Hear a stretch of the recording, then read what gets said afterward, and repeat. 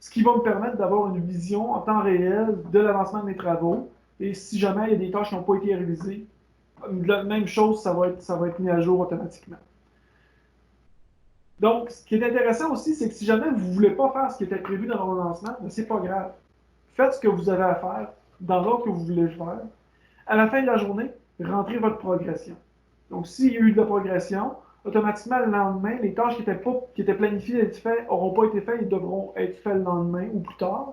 Puis les tâches qui n'étaient pas prévues pour aujourd'hui vont avoir été complétées et ne seront plus à faire dans l'ordonnanceur. Donc, on va libérer de toute façon du temps pour notre vision long terme, notre charge de travail à long terme. Donc, autre information intéressante, c'est ici, on va avoir des pourcentages d'efficacité et des pourcentages de progrès. Le pourcentage de progrès qui est là, c'est le pourcentage global pour la tâche qui est calculée. Donc, dans son ensemble, ma tâche a 9% de progrès. C'est-à-dire que de l'étape 1 à l'étape 27, j'avais prévu, par exemple, 100 heures, ben il me reste 91 heures de planifié. Donc, il y a 9 heures qui ont été enlevées de mon ordonnancement. Par contre, j'ai moins 32% d'efficacité.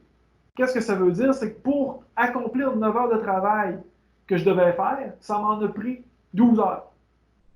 Donc, j'ai 9% de progrès, mais j'ai été inefficace à 32%.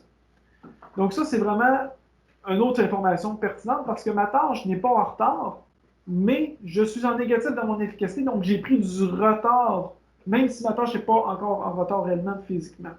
Donc, ça nous permet de voir s'il va y avoir un dérapement au niveau des coûts. Donc, si à la fin du projet, je suis à moins 60%, mais j'ai 60% plus de temps dépensé, donc j'ai 60% plus de coûts de main-d'œuvre nécessairement dans mon projet. Et à l'inverse, je pourrais être en vert, super efficace, mais ma job pourrait être potentiellement en retard quand même.